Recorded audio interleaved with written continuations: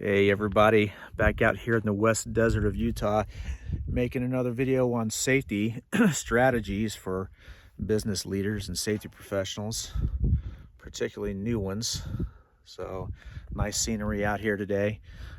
Today what I want to talk about is something that came up recently with a customer of mine, and that is not having time or bandwidth to do certain safety activities. And so this week I spoke to a customer, and they're having an interaction with Cal OSHA enforcement, and they're asking for all the stuff that you're supposed to have. You know, the IIPP out in California, they call it an injury and illness prevention program, and it's an IIPP instead of just safety program. But generating that stuff whenever you're asked to provide it by enforcement or by your insurance company, your customer, whoever, that's pretty easy to do. If you've never had to do that, you can call a company up or find a company online, a safety company that can create all that stuff for you. But the hard part is coming up with historical records, training records, among other things like inspections.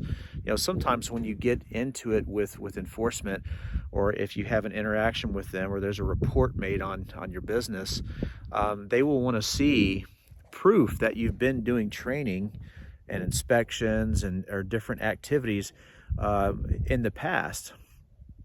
And usually if you don't have that, it's okay. You can say, hey, here's our plan to start doing that, and that helps. But unfortunately, at times, not having that can cause you a lot of grief, and it can really make your company look bad and make the situation worse.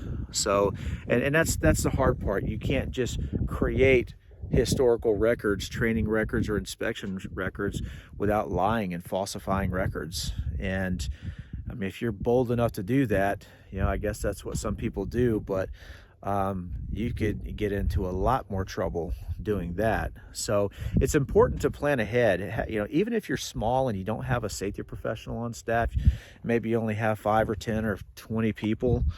I think the best approach is probably to make a plan of activities that is not too much, and that matches the size and the activities of the company, and it's something you could sustain long term and keep doing consistently.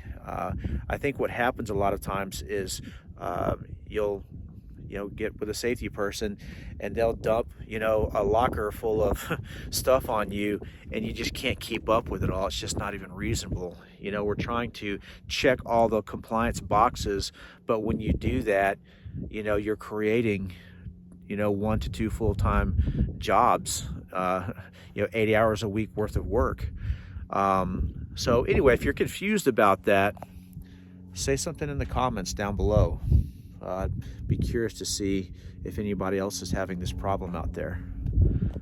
And hopefully you enjoyed this scenery. The topic of safety is very boring, but maybe at least I could show some cool landscapes. So I will see you in the next video.